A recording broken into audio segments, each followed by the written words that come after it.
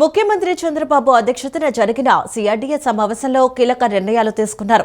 2024 June నుంచి భూములిచ్చే వారికి కౌలు 40,000 రూపాయలు ఇచ్చేందుకు ఆమోదం తెలిపారు. భూములిచ్చినప్పటి నుంచి 10 ఏళ్ల పాటు అమలయ్యేలా చర్యలు చేపట్టారు. జరీబు భూమికి 5,000, మెట్ట భూమికి 3,000 పెంచేందుకు ఆమోదించింది. గ్రామ ఖండాల్లో భూమి కోల్పోతున్న వారికి 10,000 రూపాయలు ఇచ్చేందుకు పచ్చజెండా ఊపింది. కొత్తగా పోలింగ్ జరిగే గ్రామాల రైతుల కుటుంబాలకు రుణమాఫీకి నిర్ణయం తీసుకుంది. ముఖ్యమంత్రి నారా చంద్రబాబు నాయుడు అధ్యక్షతన అమరావతిలో సిఆర్డీఏ 63వ అథారిటీ సమావేశం జరిగింది. ఈ సమావేశంలో ఏపీ పురపాలక పట్టణాభివృద్ధి శాఖ మంత్రి పొంగూరు నారాయణ, సిఎస్ సాయి ప్రసాద్తో పాటు పలువురు ఉన్నతాధికారులు పాల్గొన్నారు. రాజధాని అమరావతి అభివృద్ధి, రెండో దశ ల్యాండ్ పూలింగ్, రైతులకు యాన్యుటీ, వ్యవసాయ రుణమాఫీ, ల్యాండ్ బ్యాంకు ఏర్పాటు, వివిధ సంస్థలకు భూ కేటాయింపులు సహా తదితర అంశాలపై సమావేశంలో విస్తృతంగా చర్చించి పలు కీలక నిర్ణయాలకు ఆమోదం తెలిపారు. సమావేశం అనంతరం మీడియాకు మంత్రి నారాయణ వివరాలు వెల్లడించారు. 2024 జూన్ 12 నుంచి రెండో దశ ల్యాండ్ పూలింగ్లో భూములు ఇస్తున్న రైతులకు ఎకరానికి వార్షిక యాన్యుటీగా 40,000 రూపాయల చొప్పున చెల్లించేందుకు అథారిటీ ఆమోదం తెలిపిందని మంత్రి వెల్లడించారు. భూములు అప్పగించిన తేదీ నుంచి 10 ఏళ్ల పాటు ఈ యాన్యుటీ అమల్లో ఉంటుందని చెప్పారు. అదేవిధంగా ప్రతి ఏడాది జరీబు భూములకు ఎకరానికి 5,000 రూపాయల చొప్పున, మెట్ట భూములకు ఎకరానికి 3,000 రూపాయల చొప్పున యాన్యుటీ పెంపునకు అథారిటీ గ్రీన్ సిగ్నల్ ఇచ్చినట్లు పేర్కొన్నారు. గ్రామ కంఠాల్లో భూములు కోల్పోయిన వారికి ఏడాదికి 10,000 రూపాయల చొప్పున చెల్లించాలని నిర్ణయించినట్లు మంత్రి నారాయణ వెల్లడించారు. కొత్తగా ల్యాండ్ పూలింగ్ జరుగుతున్న గ్రామాల్లో భూములు ఇచ్చే రైతు కుటుంబాలకు వ్యవసాయ రుణమాఫీ అమలు చేయాలని అథారిటీ నిర్ణయించినట్లు మంత్రి నారాయణ తెలిపారు. 2026 జనవరి 6లోపు తీసుకున్న వ్యవసాయ రుణాలకు ఈ నిర్ణయం వర్తించేలా అథారిటీ ఆమోదం తెలిపిందన్నారు. ఇనాం భూములకు సంబంధించి దేవాదాయ శాఖకు 159 కోట్లు చెల్లించేందుకు ఈ సమావేశంలో పచ్చజెండా ఊపినట్లు ఆయన పేర్కొన్నారు. 14-19లో ఇచ్చిన వాళ్ళకి మరొక 5 సంవత్సరాలు పెంచడం జరిగింది. ఎందుకు పెంచామంటే గత ప్రభుత్వం 5 సంవత్సరాలు ఇక్కడ డెవలప్మెంట్ లేకుండా, ఒక ఇటుకరాయి పెట్టకుండా, ఒక తట్టి మట్టికుండా వదిలేసి వాళ్ళని అనేక ఇబ్బందులు, మానసిక శోభకు గురి చేసింది. కాబట్టి 5 సంవత్సరాల డెవలప్మెంట్ లేదు కాబట్టి వాళ్ళకి 15 సంవత్సరాలు చేశాము. ఇప్పుడు తీసుకునే వాళ్ళకి 2024 12 జూన్ నుంచి 10 సంవత్సరాల యాక్చువల్గా యాన్యుటీ పెంచేదిగా ఎవ్రీ ఇయర్ ఏదైతే నాన్ జరీబ్కి అయితే 3,000, జరీబ్కి అయితే 5,000 ఇంక్రిమెంట్ ఇచ్చే విధంగా దాన్ని యాక్చువల్గా ఈరోజు అథారిటీ ఈ డేట్ని ఫిక్స్ చేసి ఇవ్వటం జరిగింది. తర్వాత ఎక్కడైతే ట్రంక్ రోడ్స్ విలేజ్ల మీద పోతున్నాయో, కొన్ని దగ్గరలు పోతున్నాయి, అన్ని దగ్గరలు కాదు, అక్కడ ఆ విలేజ్లో ఎన్ఎస్పి వాళ్ళందరితో మాట్లాడటం, డిస్కస్ చేయడం జరిగింది. అయితే వాళ్ళకి అదే విలేజ్లో లేఅవుట్ వేసి ఈక్వల్ ఎంత ల్యాండ్ పోతుందో అంత ల్యాండ్కి సమానంగా ఇచ్చే విధంగా నిర్ణయించాం. అయితే వాళ్ళు అక్కడ ల్యాండ్ ఇచ్చిన తర్వాత వాళ్ళు కట్టుకోవటానికి పోవటానికి కొంత టైం పడుతుంది. కాబట్టి 1 year వరకు, ఇప్పటి వరకు నెలకు 5,000 లెక్కన ఇచ్చే పాలసీ ఉంది. నెలకు 5,000 లెక్కన ఇచ్చేది, దాన్ని 10,000 ఇచ్చేదిగా ఈరోజు అథారిటీ యాక్సెప్ట్ చేసింది. నల్లమల అటవీ ప్రాంతంలో రాష్ట్ర అటవీ శాఖ సహకారంతో భారత పురావస్తు సర్వేక్షణ సంస్థ చేపట్టిన సర్వేలో నాటి ఆంధ్రుల రాజధానిగా వెలుగులేనిన అమరావతి చరిత్రను తెలియజేసే శాసనాలు వెలుగులోకి రావటం అద్భుత పరిణామమని రాష్ట్ర ఉప ముఖ్యమంత్రి వర్యులు అటవీ పర్యావరణ శాఖ మంత్రి పవన్ కళ్యాణ్ చెప్పారు.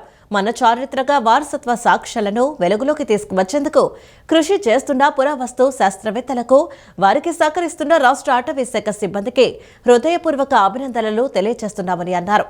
అమరావతిపై చేస్తున్న అసత్య ప్రచారాలకు ఈ శాసనాలు బదులిస్తాయని ఆయన ఉద్ఘాటించారు.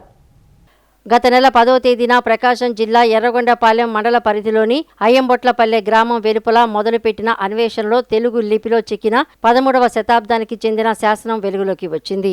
ఈ విషయాన్ని పురావస్తు శాస్త్రవేత్తలు, అటవీ అధికారులు పవన్ కళ్యాణ్ దృష్టికి తీసుకువచ్చారు. కాకతీయ రాణి రుద్రమదేవి వద్ద సేనాపతిగా పనిచేసిన మల్లికార్జున నాయకుడు నాటి ధాన్య కటకం నేటి అమరావతిలోని బుద్ధదేవునికి కృష్ణానదీ తీరంలోని వెల్మపల్లి గ్రామాన్ని దానంగా ఇచ్చినట్లు సదరు శాసనం తెలియజేస్తున్నట్లు పురావస్తు శాస్త్రవేత్తలు వివరించారు. ఈ అంశంపైన పవన్ కళ్యాణ్ స్పందిస్తూ మన చారిత్రక వారసత్వ సాక్ష్యాలను వెలుగులోకి తీసుకువచ్చేందుకు కృషి చేస్తున్న పురావస్తు శాస్త్రవేత్తలకు వారికి సహకరిస్తున్న రాష్ట్ర అటవీశాఖ సిబ్బందికి హృదయపూర్వక అభినందనలు తెలుపుతున్నానని అన్నారు. అమరావతిపై చేస్తున్న అసత్య ప్రచారాలకు ఈ శాసనాలు బదులిస్తాయి. అంతేకాదు నేటి ఈ అమరావతిలోనే క్రీస్తు పూర్వం 4వ శతాబ్దం నుంచి క్రీస్తు శకం 13వ శతాబ్దం వరకు బౌద్ధం ఆనవాళ్లు అమరావతి స్తూపం ఉన్నట్లు ఆధారాలు లభించాయన్నారు. ప్రపంచానికి శాంతి సందేశం అందించిన గొప్ప బౌద్ధ క్షేత్రంగా అమరావతి శతాబ్దాల పాటు ఆధ్యాత్మిక సాంస్కృతిక కేంద్రంగా వెలుగొందినట్లు తెలుస్తోంది. మన వారసత్వ సంపద గుర్తింపుతో పాటు సంరక్షణ బాధ్యతను కూటమి ప్రభుత్వం తీసుకుంటుంది. నల్లమల అటవీ ప్రాంతంలో మరింత లోతైన పరిశోధనలకు అటవీశాఖ తరపున భవిష్యత్తులోనూ పూర్తి సహాయ సహకారాలు అందిస్తాం. వన్యప్రాణులకు ఇబ్బంది కలగకుండా మన ప్రాచీన వైభవాన్ని భావితరాలకు అందించాల్సిన బాధ్యత మనందరిపై ఉందని పవన్ పేర్కొన్నారు. వైఎస్ జగన్ రాష్ట్ర ప్రయోజనాల కంటే రాజకీయ ప్రయోజనాలకే ప్రాధాన్యత ఇస్తూ విద్వేషాలను రెచ్చగొట్టి మళ్లీ అధికారంలోనికి రావాలని ప్రయత్నిస్తున్నారని మంత్రి కొలుసు పార్థసారథి ఆరోపించారు. అమరావతిని రాజధానిగా ప్రకటించిన తీర్మానానికి గతంలో వైఎస్ జగన్ మద్దతు తెలిపారని, ఆ విషయాన్ని ఇప్పుడు ఎందుకు విస్మరించారో చెప్పాలని ప్రశ్నించారు. సోషల్ మీడియాను ప్రభుత్వం మీద అసత్య ప్రచారం కోసం ఉపయోగిస్తే సహించబోమని హెచ్చరించారు. వైసీపీ అధినేత వైఎస్ జగన్మోహన్ రెడ్డిపై ఆంధ్రప్రదేశ్ మంత్రి కొలుసు పార్థసారథి తీవ్ర విమర్శలు చేశారు. రాష్ట్ర ప్రయోజనాల కంటే రాజకీయ ప్రయోజనాలకే ప్రాధాన్యత ఇస్తూ విద్వేషాలను రెచ్చగొట్టి మళ్లీ అధికారంలోకి రావాలని ప్రయత్నిస్తున్నారని ఆరోపించారు. అధికారంలో ఉన్నప్పుడు చేసిన రాజకీయాలే ఇప్పుడు కూడా కొనసాగిస్తున్నారని వ్యాఖ్యానించారు. జగన్మోహన్ రెడ్డి రాష్ట్ర ప్రయోజనాల కంటే తన రాజకీయ లక్ష్యాలనే ముఖ్యంగా భావిస్తున్నారని మంత్రి పార్థసారథి అన్నారు. అధికారంలో ఉన్నప్పుడు కులాలు, మతాలు, ప్రాంతాల మధ్య విభేదాలు సృష్టించారని, అధికారం కోల్పోయిన తర్వాత కూడా ఆ వైఖరిలో ఎలాంటి మార్పు రాలేదని విమర్శించారు. గతంలో బాబాయ్ హత్య, కోడి కత్తి ఘటన, తుని రైలు దహనం వంటి సంఘటనల నేపథ్యంలో రాజకీయ లబ్ధి పొందారని, ఇప్పుడు కూడా అంతకంటే తీవ్రమైన విద్వేషాలను రెచ్చగొట్టి అధికారంలోకి రావాలని చూస్తున్నారని ఆరోపించారు. ప్రజలను ఎప్పటికప్పుడు మోసం చేయాలని చూస్తే వారు తగిన బుద్ధి చెబుతారని అన్నారు. ఇక దళితుల పట్ల జగన్ ప్రభుత్వం వ్యవహరించిన తీరును ప్రజలు గుర్తు చేసుకోవాలని మంత్రి అన్నారు. అనంతబాబు కేసు, దళిత వైద్యుడి మరణం వంటి ఘటనలో అప్పటి ప్రభుత్వం ఎలా స్పందించిందో మేధావులు ఆలోచించాలని సూచించారు. దళితులను కేవలం ఓటు బ్యాంకుగా మాత్రమే చూస్తున్నారని ఆరోపించారు. రాష్ట్రం ఏమైనా పర్లేదు, రాష్ట్రం పరువు ఏమైనా పర్వాలేదు, రాష్ట్రానికి నష్టం జరిగినా పర్వాలేదు, నా పట్టుదల లేకపోతే నా ఆలోచనే గెలవాలి అనే ఒక ఆలోచనతో ఈ రాష్ట్రంలో వైఎస్ఆర్సీపీ గొడ్డల పార్టీ ఏ విధంగా పనిచేస్తుందో ప్రజలందరూ కూడా ఆలోచించాలని చెప్పేసి మనం అధికారంలో ఉన్నప్పుడు కుల మత ప్రాంతాల మధ్య చిచ్చుపెట్టి కాపులు, దళితులు, బీసీలు అని రకరకాల కులాల మధ్య కొంపడి పెట్టి ప్రాంతీయ విద్వేషాలని రాయలసీమ, ఉత్తరాంధ్ర అని చెప్పేసి విద్వేషాలను రెచ్చగొట్టి ఏదైతే పరిపాలన చేశాడో ఆ పరిపాలనని ప్రజాస్వామ్యబద్ధంగా ప్రజలు చేత్కరించినా లేకపోతే అధికారంలో నుంచి తోచేసినా కూడా వారి ఆలోచనలో మాత్రం మార్పు రాలేదని చెప్పేసి మనం చేస్తామని. రాష్ట్రం ఏమైపోయినా పర్వాలేదు, రాష్ట్రం నాశనం అయిపోయినా పర్వాలేదు, రాష్ట్ర ప్రజలు నష్టపోయినా పర్వాలేదు, నా ఆలోచన నెగ్గాలి అనే మానసిక రోగి ఏ విధంగా అయితే ఆలోచన చేస్తాడో ఆ విధంగా జగన్మోహన్ రెడ్డి గారు ఆలోచన చేస్తాం చాలా ఇబ్బందికరం అని చెప్పేసి నేను మనం చేస్తాను. ఆయన రాష్ట్రం గురించి, రాష్ట్ర ప్రజల గురించి ఆలోచించుకోకుండా గొడ్డలికి సానబెడుతూ ఏ విధంగా ఈ రాష్ట్రాన్ని విధ్వంసం చేయాలి, నష్టం చేయాలి, లేదా ప్రజల్లో చిచ్చు పెట్టాలి అనే ఆలోచన చేయటం చాలా దురదృష్టకరమైన నేను మనం చేస్తాను. అగ్రిగోల్డ్ బాధితులకు 6 నెలలుగా పూర్తి స్థాయిలో న్యాయం చేసేలా ప్రభుత్వం చర్యలు తీసుకుంటుందని మంత్రి నాదెండ్ల మనోహర్ స్పష్టం చేశారు. ముఖ్యమంత్రి చంద్రబాబు నాయుడు, ఉప ముఖ్యమంత్రి పవన్ కళ్యాణ్ చొరవతో అగ్రిగోల్డ్ సమస్యల పరిష్కారానికి ప్రత్యేక కోర్టును ఏర్పాటు చేస్తున్నామని తెలిపారు. రాష్ట్రంలో సుమారు 11.57 లక్షల మంది డిపాజిటర్లకు రావాల్సిన 3,944 కోట్లతో పాటు ఏజెంట్ల వద్ద ఉన్న 2,000 కోట్ల విలువైన బాండ్లను 30 రోజుల్లోగా స్వాధీనం చేసుకుంటామని ఆయన వెల్లడించారు. అగ్రిగోల్డ్ బాధితులకు 6 నెలల్లోగా పూర్తి స్థాయిలో న్యాయం చేసేలా ప్రభుత్వం చర్యలు చేపట్టింది. సచివాలయంలో మంగళవారం సాయంత్రం అగ్రిగోల్డ్ సమస్యలపై మంత్రుల సబ్ కమిటీ సమావేశమైంది. ఈ భేటీ అనంతరం మంత్రి నాదెండ్ల మనోహర్ మీడియాతో మాట్లాడుతూ బాధితులందరికీ డబ్బులు తిరిగి చెల్లించేందుకు ప్రణాళిక సిద్ధం చేస్తున్నట్లు తెలిపారు. ముఖ్యమంత్రి చంద్రబాబు నాయుడు, ఉప ముఖ్యమంత్రి పవన్ కళ్యాణ్ చొరవతో అగ్రిగోల్డ్ సమస్యల పరిష్కారానికి ప్రత్యేక కోర్టును ఏర్పాటు చేస్తున్నామని పేర్కొన్నారు. కోర్టు ఆదేశాల మేరకు ఆస్తులను వేలం వేసి బాధితులకు సొమ్ములు అందజేస్తామని చెప్పారు. గత వైఎస్ఆర్సీపీ ప్రభుత్వ హయాంలో అగ్రిగోల్డ్ ఆస్తుల రికార్డులను, పత్రాలను నాశనం చేశారని నాదెండ్ల మనోహర్ ఆరోపించారు. సిఐడి వద్ద ఉన్న హార్డ్ డిస్కులు సైతం మాయమయ్యాయని, గత ప్రభుత్వం డిపాజిటర్లకు ఇచ్చిన 882 కోట్లలో కూడా అక్రమాలకు పాల్పడిందని విమర్శించారు.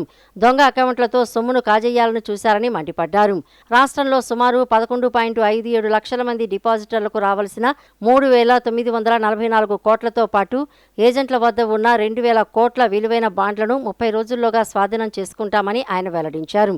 అగ్రిగోల్డ్ భూములను పరిరక్షించేందుకు రెవెన్యూ శాఖ ద్వారా జియో ట్యాగింగ్ చేయిస్తున్నామని, ఇకపై ప్రతి 15 రోజులకోసారి మంత్రుల సబ్ కమిటీ సమీక్ష జరిపి కేసుల పురోగతిని పర్యవేక్షిస్తుందని నాదెండ్ల మనోహర్ వివరించారు. ఈ సమావేశంలో హోంమంత్రి అనిత, రెవెన్యూ మంత్రి అనగాని సత్యప్రసాద్, వైద్య ఆరోగ్య శాఖ మంత్రి తదితరులు పాల్గొన్నారు. రాష్ట్రంలో జరుగుతున్న సంక్షేమ పాలనను చూసి ఓర్వలేక గొడ్డలిపాటి ఉద్దేశపూర్వకంగా రోజు ఏదో ఒక కార్యక్రమం తీసుకుని ప్రభుత్వంపై బురద చల్లే ప్రయత్నం చేస్తుందని మంత్రి మండిపల్లి రాంప్రసాద్ రెడ్డి మండిపడ్డారు. బచ్చలకురి జోసెఫ్ అలియాస్ రావణ్ లాంటి సమాజ విధ్వంసకులు చేసిన వ్యాఖ్యలను జగన్ రెడ్డి ఖండించాల్సింది పోయి సమర్థిస్తున్నారని ఆగ్రహం వ్యక్తం చేశారు. మహిళలను, రాజ్యాంగ వ్యవస్థలను లక్ష్యంగా చేసుకుని అసభ్యంగా మాట్లాడే వారిపై చట్టపరమైన కఠిన చర్యలు తీసుకుంటే గొడ్డలిపాటి వారికి అండగా నిలబడటం సిగ్గుచేటన్నారు. టీడీపీ కేంద్ర కార్యాలయంలో మంత్రి మండిపల్లి రాంప్రసాద్ రెడ్డి మీడియా సమావేశం నిర్వహించారు. ఈ సందర్భంగా ఆయన మాట్లాడుతూ బచ్చలకురి జోసెఫ్ అలియాస్ రావణ్ లాంటి సమాజ విధ్వంసకులు చేసిన వ్యాఖ్యలను జగన్ రెడ్డి ఖండించాల్సింది పోయి సమర్థిస్తున్నారని మండిపడ్డారు. మహిళలను, రాజ్యాంగ వ్యవస్థలను లక్ష్యంగా చేసుకుని అసభ్యంగా మాట్లాడే వారిపై చట్టపరమైన కఠిన చర్యలు తీసుకుంటే గొడ్డలి పార్టీ వారికి అండగా నిలబడి మాట్లాడుతోంది. సమాజంలో అశాంతి రేకెత్తిస్తున్న రావణ్ అనే యూట్యూబర్పై యూఏపీఏ చట్టం కింద కేసు నమోదు చేసి అరెస్ట్ చేస్తే దేశంలో ఏదో పెద్ద విపత్తు వచ్చినట్లు, రావణ్ ఏదో స్వాతంత్ర సమరయోధుడు అయినట్లుగా జగన్ రెడ్డి మాట్లాడడం సిగ్గుచేటు. గతంలో చంద్రబాబుని అక్రమంగా అరెస్ట్ చేసినప్పుడు తెలుగుదేశం పని అయిపోయిందని సంబరపడ్డారు. కానీ ప్రజలు గొడ్డలి పార్టీకి 11 సీట్లు ఇచ్చి బుద్ధి చెప్పినా వారి బుద్ధి ఇంకా మారలేదు. భారతదేశంలో ఎక్కడా లేని విధంగా కూటమి ప్రభుత్వం సంక్షేమ పథకాలను అమలు చేస్తోందన్నారు. 24 నెలల పాలనలోనే రాష్ట్ర వ్యాప్తంగా సంక్షేమం, అభివృద్ధిని జోడెద్దుల వలె సమానంగా ముందుకు తీసుకువెళ్తున్నాం. గత 5 ఏళ్ల గొడ్డలి పార్టీ పాలనలో రాష్ట్రంపై పడిన చీకటి మబ్బులు తొలగిపోయి ఇప్పుడిప్పుడే ఆంధ్రప్రదేశ్కు భారీగా పెట్టుబడులు తరలి వస్తున్నాయని చెప్పారు. రావణ్ అనే ఎవరైతే యూట్యూబర్ ఉన్నాడో అతని మీద యూఏపీఏ చట్టం కింద కేసు నమోదు చేయడం జరిగింది. ఇది విదితమే, రోజు మనం మీడియాలో చూస్తూ ఉన్నాం. దీని మీద కూడా వైసీపీకి సంబంధించిన నాయకులు ఇది పెద్ద దేశ సమస్య కట్టు చూపిస్తూ ఇతనేదో పెద్ద మహానుభావుడు, స్వాతంత్ర ఉద్యమంలో పాల్గొన్నవాడు విధంగా ఆయన చిత్రీకరించడం చాలా హాస్యాస్పదం. ఎందుకంటే ఈ రాష్ట్రం అనేదానికి ఒక బ్రాండ్ ఉంది. గత 5 సంవత్సరాల్లో రాష్ట్రానికి మబ్బులు పడితే ఇప్పుడిప్పుడే ఆ మబ్బులు విరుగుడైతూ రాష్ట్రానికి పెట్టుబడులు వస్తూ ఉన్నాయి. ఒక పక్కల చంద్రబాబు గారి నాయకత్వంలో ఇవన్నీ జరుగుతూ ఉంటే ఒక పక్కల జగన్మోహన్ రెడ్డి గారి నాయకత్వంలో ఇంకో పని చెడగొట్టే ప్రయత్నమే ఇలాంటి రావణులు, రావణాసురులు. మేము ఒకటే చెప్తున్నాం, మా ఆత్మస్థైర్యాన్ని, మా నాయకుడి యొక్క కమిట్మెంట్ను ఎవరు దెబ్బతీయలేరు. దీనికి ఒకటే కారణం, ఆ రోజు మీరు చంద్రబాబు నాయుడు గారిని అరెస్ట్ చేసిన రోజే తెలుగుదేశం పార్టీ పని అయిపోయింది అనుకున్నారు. ఏమైంది? మీకు 11 సీట్లు వచ్చినాయి. భారతదేశంలో ఏ రాష్ట్రంకో లేని విధంగా ఈ రాష్ట్రంలో మాకు అధికారాన్ని కట్టపెట్టడం జరిగింది. ఇప్పుడైనా శుద్ధంగా బాగున్నారా? అది లేదు. ఇప్పటికి కూడా ఏదో ఒక పనికిమాలిన విషయాన్ని పట్టుకోవడం, ఒక 10 రోజులు దాన్ని ముందుకు తీసుకొని పోవడం, ఎవరు తప్పు చేస్తారో వాళ్ళ ఒప్పనడం, మంచి చేసే వాళ్ళ మీద బురద జల్లడం. దీని మీద ప్రభుత్వం అనేది చిత్తశుద్ధిగా కఠినంగా ఉంటుంది. ఆంధ్రప్రదేశ్ను దేశంలోనే మొట్టమొదటి ఆర్టిఫిషియల్ ఇంటెలిజెన్స్ ఆధారిత పర్యాటక రాష్ట్రంగా తీర్చిదిద్దేందుకు పర్యాటక శాఖ చారిత్రాత్మక అడుగు వేసిందని రాష్ట్ర పర్యాటక, సాంస్కృతిక, సినిమాటోగ్రఫీ శాఖ మంత్రి కందుల దుర్గేష్ వెల్లడించారు.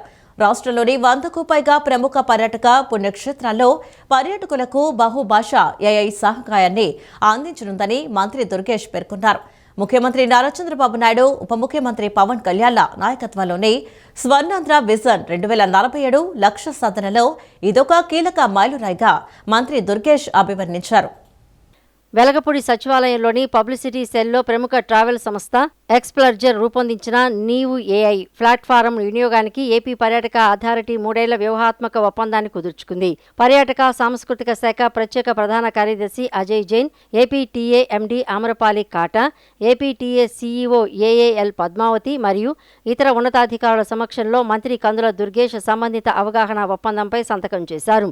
ఈ కీలక ఒప్పందం ద్వారా రాష్ట్రంలోని 100కు పైగా ప్రముఖ పర్యాటక పుణ్యక్షేత్రాల్లో పర్యాటకులకు బహుభాషా ఏఐ సహాయాన్ని అందించనుందని మంత్రి దుర్గేష్ తెలియజేశారు. పనితీరు బాగుంటే కాలపరిమితిని పొడిగించే అవకాశం ఉన్నట్లు తెలిపారు. మొదటి ఏడాదిలో 30 ప్రధాన ప్రాంతాల్లో 3 ఏళ్లలో పూర్తి స్థాయిలో అందుబాటులోకి రానున్నట్లు స్పష్టం చేశారు. దీనివల్ల పర్యాటకులకు ఎలాంటి ఖర్చు లేదని, ఇది పూర్తిగా ఉచితమని, ఎలాంటి ప్రత్యేక యాప్లు డౌన్లోడ్ చేసుకోవాల్సిన అవసరం లేదని మంత్రి దుర్గేష్ వివరించారు. పర్యాటకుల ప్రాధాన్యతలు, భాషలు, ప్రవర్తన సరళిని విశ్లేషించి భవిష్యత్తు ప్రణాళికలు రచించడానికి ఏపీటీఏకు రియల్ టైం అనలిటిక్స్ లభిస్తాయని అన్నారు.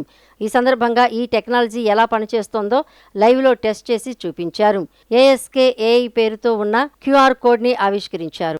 మంత్రి దుర్గేష్, సెక్రటరీ అజయ్ జైన్ స్వయంగా ఏఐ టెక్నాలజీని వినియోగించి స్వయంగా సంభాషించారు. పర్యాటక ప్రాంతాల విశేషాలను మీడియా ప్రతినిధుల ఎదుట తెలుసుకున్నారు. ఈ సందర్భంగా మంత్రి కందుల దుర్గేష్ మాట్లాడుతూ, ఈ ఒప్పందం ప్రకారం పర్యాటకులు రాబోయే 3 ఏళ్లలో రాష్ట్రంలోని కోటలు, బీచ్లు, చారిత్రక కట్టడాలు మరియు దేవాలయాల వద్ద ఏర్పాటు చేసే క్యూఆర్ కోడ్ను స్కాన్ చేయటం ద్వారా నీవు ఏఐతో నేరుగా సంభాషించవచ్చని వివరించారు. వాయిస్ లేదా టెక్స్ట్ రూపంలో 130కి పైగా భాషల్లో ఆయా ప్రాంతాల చరిత్ర, సంస్కృతి మరియు ప్రాముఖ్యతను పర్యాటకులు తెలుసుకోవచ్చన్నారు. ఈ ప్రాజెక్టును రాష్ట్ర వ్యాప్తంగా విస్తరించడానికి ముందు ప్రసిద్ధ పుణ్యక్షేత్రాలైన మంగళగిరి శ్రీ లక్ష్మీ నరసింహస్వామి ఆలయం, శ్రీ పానకాల లక్ష్మీ నరసింహస్వామి దేవాలయాల్లో పైలట్ ప్రాజెక్టును విజయవంతంగా నిర్వహించామన్నారు. ప్రతిరోజు వందలాది మంది భక్తులు ఈ ఏఐ సేవలను ఉపయోగించుకుంటూ తమకు నచ్చిన భాషల్లో ఆలయ విశిష్టతను, పూజా విధానాలను తెలుసుకుని అద్భుతమైన స్పందన అందించారని తెలియజేశారు. ఇంత ఎక్కువగా టూరిజం ప్రమోట్ చేస్తున్న స్టేట్లో ఈ కార్యక్రమాన్ని మొదలు పెడితే వాళ్ళకి ఇది ఒక ప్రమోషన్ అవుద్ది. వాళ్ళే చెప్పిన ప్రకారంగా ఇది గ్లోబల్ లెవెల్లో వాళ్ళు ఉన్నారు. ఇక్కడ మనం చేసి దీన్ని ఒక మోడల్గా చూపించగలిగితే ఇది గ్లోబల్గా వాళ్ళకి మంచి ప్రమోషన్ వస్తుంది అనేటువంటిది నమ్మారు వాళ్ళు. దాని ద్వారా మన దగ్గరికి వచ్చారు. మనం కూడా పూర్తిగా ఎంకరేజ్ చేసి ఇప్పుడు ఎంఓఏ అవుతున్నాం. ఫర్ ది కమింగ్ 3 years మనం దీన్ని బాగా ప్రతి టెంపుల్కి తీసుకెళ్ళి 100 టెంపుల్స్ని ఐడెంటిఫై చేయాలనేది ముఖ్యమంత్రి గారి ఆలోచన కూడా. 100 టెంపుల్స్ దగ్గర లేకపోతే టూరిజం ప్లేసెస్ దగ్గర ఇవన్నీ రెండింటిని పెట్టి ఈ క్యూఆర్ కోడ్ ద్వారా కొంచెం ఎక్కువ మన ఆలోచన ఏంటంటే ఇలా పెట్టడం ద్వారా ఇవన్నీ తెలుసుకోవడానికి. ఇప్పుడు మామూలుగా మనం వెళితే ఎక్కడికి వెళ్ళినా మీరు చూడండి, ఏ టూరిజం ప్లేస్కి వెళ్ళినా లేకపోతే ఏ టెంపుల్కి వెళ్ళినా బయట ఒక బోర్డు పెట్టి ఉంటుంది. ఆ బోర్డు చదవాలి మనం. కొంతమంది చదవగలుగుతారు, కొంతమంది చదవలేకపోతారు. లేకపోతే కొంచెం అది క్లియర్గా చదవగలిగేలా ఉంటుంది, చదవలేకుండా ఉంటుంది. ఇవి ఫర్దర్ తర్వాత ఏంటంటే రెండోది, మనకి ఒకవేళ అందులో ఏదైనా డౌట్ ఉన్నా మనం క్వశ్చన్ అడగడానికి ఉండదు అందులో.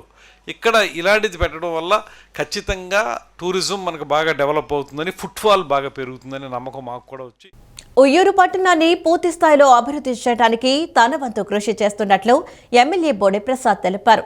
అర్హులైన లబ్ధిదారులకు త్వరితగతిన ఇళ్లను అందజేసే లక్ష్యంతో పనిచేయాలని అధికారులకు సూచించారు.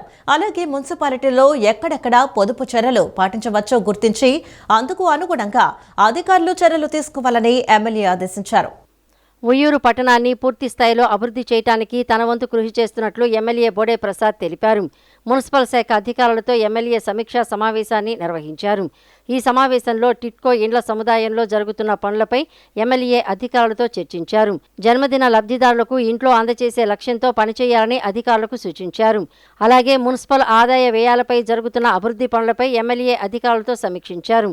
ఈ సందర్భంగా ఎమ్మెల్యే బోడే ప్రసాద్ విలేకరులతో మాట్లాడుతూ, మున్సిపల్ శాఖలోని అన్ని విభాగాల అధికారులతో సమీక్షలు నిర్వహించామని, ఉయ్యూరు పట్టణ శానిటేషన్తో పాటు ఇతర సమస్యలపైన అధికారులు దృష్టి సారించాలని సూచించినట్లు ఎమ్మెల్యే తెలియజేశారు. అలాగే ఎక్కడెక్కడ మున్సిపాలిటీ పొదుపు చర్యలు పాటించవచ్చో గుర్తించి ఆ విధంగా అధికారులు చర్యలు తీసుకోవాలని ఆదేశించినట్లు ఎమ్మెల్యే తెలిపారు. టిట్కో, శానిటరీ మరియు రోడ్లతో పాటు తాగునీరు సమస్యల అధికారులకు తగు సూచనలు చేసి వాటికి అనుగుణంగా పనిచేయాలని కోరినట్లు ఎమ్మెల్యే తెలిపారు. ఉయ్యూరును పూర్తి స్థాయిలో అభివృద్ధి చేసేందుకు తన వంతు కృషి చేస్తున్నట్లు ఎమ్మెల్యే పేర్కొన్నారు. మనం డెడ్ లైన్ జనవరి చెప్పాము. జనవరి కల్లా టోటల్గా ఉయ్యూరు మున్సిపాలిటీలో ఉన్న అన్ని టిడ్కో హౌసెస్ని ఎవరైతే లబ్ధిదారులు ఉన్నారో వాళ్ళందరికీ కూడా కేటాయించడం జరిగింది. ఈ టిడ్కో హౌసెస్లో ఇన్ఫ్రాస్ట్రక్చర్ సంబంధించి రోడ్లు, డ్రైన్లు ఒక శాఖ అంటే ఒక కాంట్రాక్టరు, ఎస్టీపీ ప్లాంట్లు వచ్చి ఒక కాంట్రాక్టరు, టిడ్కో హౌసెస్ వచ్చేసి ఎల్ఎన్టీ, ఈ 3 ప్రతినిధులతోటి నేను మాట్లాడటం జరిగింది. దాదాపు 80% పూర్తయినాయి. బయట అవుట్ సైడ్ ఉన్న పెయింటింగ్స్ కానీ ఫ్లోరింగ్స్ కానీ జరుగుతూ ఉంది. దాదాపుగా డిసెంబర్ నాటికి మొత్తం టోటల్ కంప్లీట్ చేసేటట్టు, ఇన్ఫ్రాస్ట్రక్చర్ వచ్చేసి ఆగస్టు ఎండింగ్కి కంప్లీట్ చేసిస్తామని చెప్పేసి వాళ్ళు తెలియచేయడం జరిగింది. అలాగే ఎస్టీపీ వచ్చేసి కూడా ఆగస్టు ఆఖరికి కంప్లీట్ చేసిస్తున్నారు. టోటల్గా హౌసెస్ అన్నీ కూడా జనవరికి కంప్లీట్ చేసి. సోషల్ మీడియాలో వచ్చిన ఒక ఫిర్యాదుపై రాష్ట్ర ఐటీ విద్యాశాఖ మంత్రి నారా లోకేష్ తక్షణమే స్పందించారు. తూర్పుగోదావరి జిల్లా రాజమహేంద్రవరంలో పరిధిలో ఇసుక లారీల కారణంగా తీవ్రంగా దెబ్బతిన్న రోడ్డు సమస్యను పరిష్కరించాలని అధికారులను ఆదేశించారు. మంత్రి జోక్యంతో తమ దీర్ఘకాలిక సమస్యకు పరిష్కారం లభిస్తుందని స్థానికులు ఆశాభావం వ్యక్తం చేస్తున్నారు. సోషల్ మీడియాలో వచ్చిన ఒక ఫిర్యాదుపై రాష్ట్ర ఐటీ విద్యాశాఖ మంత్రి నారా లోకేష్ తక్షణమే స్పందించారు. తూర్పుగోదావరి జిల్లా రాజమహేంద్రవరం పరిధిలో ఇసుక లారీల కారణంగా తీవ్రంగా దెబ్బతిన్న రోడ్డు సమస్యను పరిష్కరించాలని అధికారులను ఆదేశించారు. టీడీపీ మహిళా కార్యకర్త జాహ్నవి చేసిన ట్వీట్కు స్పందించిన ఆయన ప్రజల ఆరోగ్య భద్రతకు అత్యంత ప్రాధాన్యత ఇవ్వాలని స్పష్టం చేశారు. ఇక వివరాల్లోకి వెళ్తే రాజమహేంద్రవరం సమీపంలోని కాతేరు, మలయ్యపేట ప్రాంతాల్లోని రోడ్లు ఇసుక లారీల నిరంతర రాకపోకలతో పూర్తిగా ధ్వంసమయ్యాయి. రోడ్లన్నీ గుంతలమయంగా మారి వాహనాల రాకపోకలతో పెద్ద ఎత్తున దుమ్ము లేస్తోంది. ఈ దుమ్ము స్థానికుల కళ్లల్లోకి, ముక్కుల్లోకి చేరి తీవ్రమైన అనారోగ్య సమస్యలకు కారణమవుతోంది. ఈ సమస్యపై టీడీపీ కార్యకర్త జాహ్నవి గత నెలలో డిప్యూటీ సీఎం పవన్ కళ్యాణ్, మంత్రి లోకేష్లను ట్యాగ్ చేస్తూ ఎక్స్లో ఫిర్యాదు చేశారు. గత 2 ఏళ్లుగా ఈ సమస్య గురించి స్థానిక ప్రజాప్రతినిధులు, అధికారుల దృష్టికి ఎన్నిసార్లు తీసుకువెళ్లినా శాశ్వత పరిష్కారం లభించలేదని జాహ్నవి ఆవేదన వ్యక్తం చేశారు.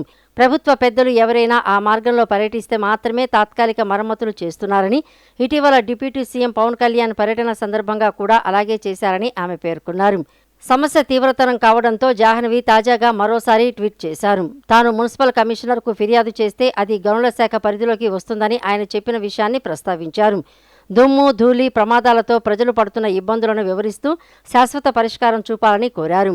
ఈ ట్వీట్పై మంత్రి నారా లోకేష్ వెంటనే స్పందించారు. ఇది చూసి షాక్ అయ్యాను. ఇది ప్రజల భద్రతకు, ఆరోగ్యానికి చాలా ప్రమాదకరం అని పేర్కొన్నారు.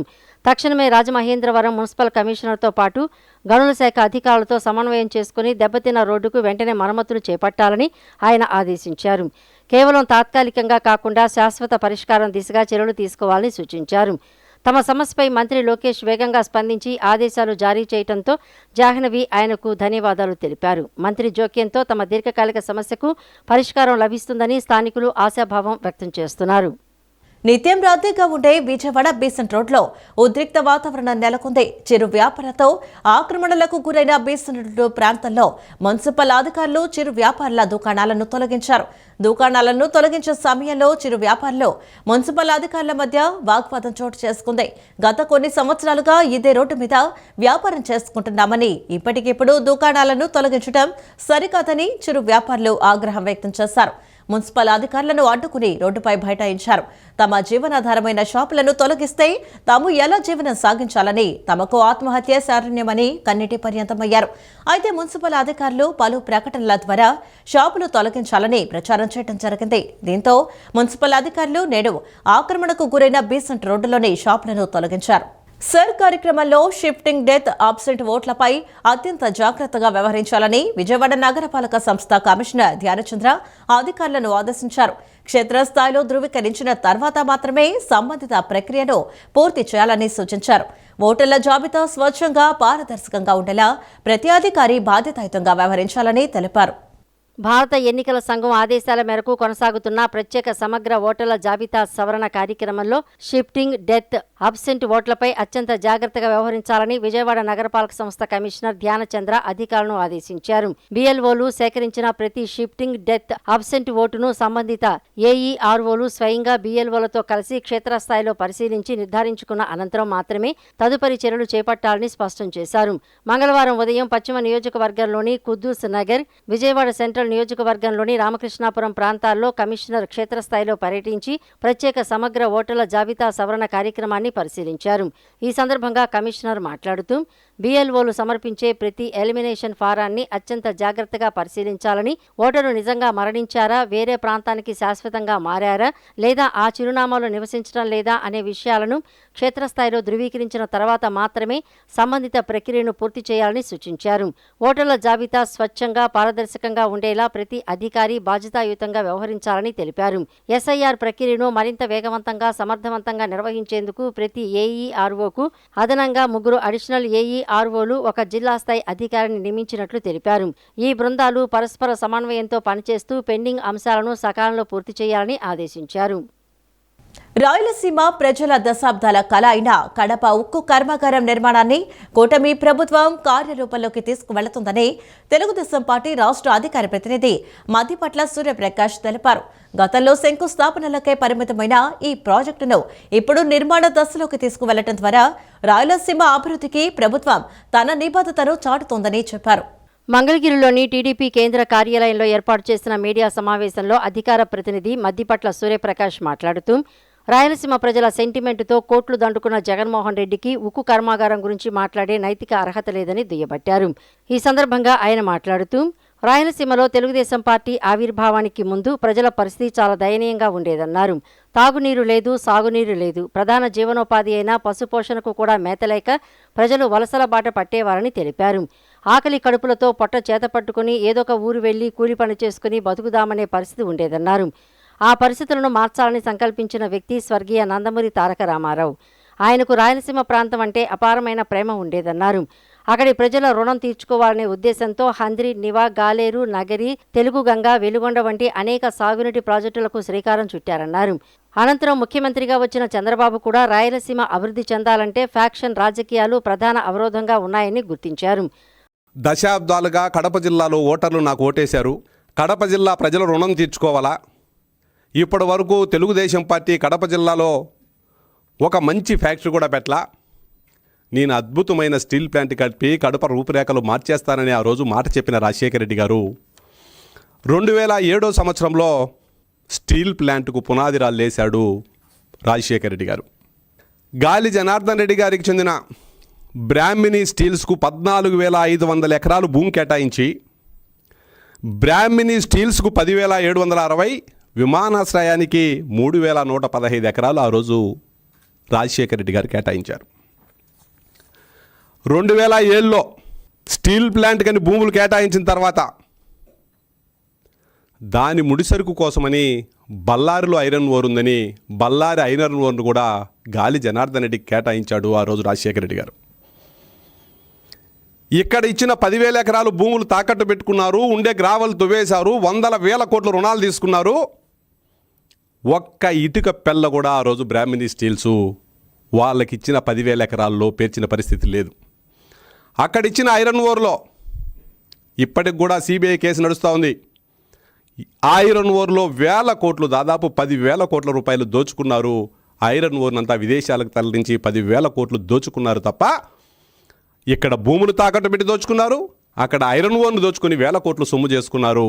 కడప జిల్లా ప్రజలు, రాయలసీమ ప్రజల స్వప్నం స్టీల్ ఫ్యాక్టరీకి మాత్రం ఒక ఇటుక కూడా వేసిన పరిస్థితి లేదు. ఎన్టీఆర్ జిల్లా నందిగామ మండలం అంబారుపేట గ్రామంలో భారత మాజీ క్రికెట్ కెప్టెన్ MS ధోని పుట్టినరోజు వేడుకలను అభిమానులు ఘనంగా నిర్వహించారు. జూలై 7న ధోని జన్మదినాన్ని పురస్కరించుకుని గ్రామంలోని అభిమానులు ప్రత్యేకంగా 77 అడుగుల భారీ కటౌట్ను ఏర్పాటు చేశారు. 7 నెల 7వ తేదీ కావడంతో ప్రతీకాత్మకంగా 77 అడుగుల కటౌట్ను నిర్మించారు. హైదరాబాద్ విజయవాడ జాతీయ రహదారి పక్కనే ఈ భారీ కటౌట్ను ఏర్పాటు చేయడంతో అటుగా వెళ్లే వాహనదారులు ఆసక్తిగా తిలకిస్తున్నారు. అంబారుపేట ధోని అభిమానుల సంఘం ఆధ్వర్యంలో గత 5 సంవత్సరాలుగా ప్రతి ఏడాది భారీ కటౌట్ను ఏర్పాటు చేస్తూ పుట్టినరోజు వేడుకలను నిర్వహించడం విశేషం. పుట్టినరోజు సందర్భంగా అభిమానులు కేక్ కటింగ్తో పాటు రక్తదాన శిబిరం, అన్నదానం వంటి సేవా కార్యక్రమాలను కూడా నిర్వహించారు. వర్షాకాలంలో బుడమేరు కాలువలో నీటి ప్రవాహానికి ఎటువంటి ఆటంకం కలగకుండా విజయవాడ నగరపాలక సంస్థ నిరంతరం వ్యర్థాలు పొడిక తొలగింపు పనులు చేపడుతోంది. కాలువలో చెత్త, ప్లాస్టిక్ వ్యర్థాలు వేయకుండా ప్రజలు సహకరించాలని, వ్యర్థాలను నిర్దేశించిన ప్రాంతాల్లో మాత్రమే వేయాలని బయాలజిస్ట్ సూర్యకుమార్ నాయక్ సూచించారు. వర్షాకాలంలో నీటి ప్రవాహానికి ఆటంకం కలగకుండా నగరంలోని బుడమేరు పరిధిలోని అన్ని కీలక ప్రాంతాల్లో నిరంతర పర్యవేక్షణతో పొడిక, వ్యర్థాల తొలగింపు పనులు కొనసాగుతున్నాయని తెలిపారు. వర్షాకాలంలో బుడమేరు కాలువలో నీటి ప్రవాహానికి ఎటువంటి ఆటంకం కలగకుండా విజయవాడ నగరపాలక సంస్థ నిరంతరం వ్యర్థాలు, పొడిక తొలగింపు పనులు చేపడుతోంది. నగరపాలక సంస్థ కమిషనర్ ధ్యానచంద్ర ఆదేశాల మేరకు chief medical and health officer doctor K Arjun Rao సూచనలతో బయాలజిస్ట్ సూర్యకుమార్ నాయక్ ఆధ్వర్యంలో మంగళవారం ఉదయం రామకృష్ణాపురం వద్ద బుడమేరు కాలువలో పేరుకుపోయిన పూడిక, వ్యర్థాలను యంత్రాల సహాయంతో తొలగించారు. ఈ సందర్భంగా బయాలజిస్టు సూర్యకుమార్ నాయక్ మాట్లాడుతూ వర్షపు నీరు వేగంగా ప్రవహించేలా బుడమేరు కాలువను ఎప్పటికప్పుడు శుభ్రపరుస్తున్నామని తెలిపారు. కాలువల్లో చెత్త, ప్లాస్టిక్ వ్యర్థాలు వేయకుండా ప్రజలు సహకరించాలని, వ్యర్థాలను నిర్దేశించిన ప్రాంతాల్లో మాత్రమే వేయాలని సూచించారు. వర్షాకాలంలో నీటి ప్రవాహానికి ఆటంకం కలగకుండా నగరంలోని బుడమేరు పరిధిలోని అన్ని కీలక ప్రాంతాల్లో నిరంతరం పర్యవేక్షణతో పూడిక, వ్యర్థాల తొలగింపు పనులు కొనసాగుతున్నాయని తెలియజేశారు. ఈ వార్తలు ఇంతటితో సమాప్తం. నమస్కారం.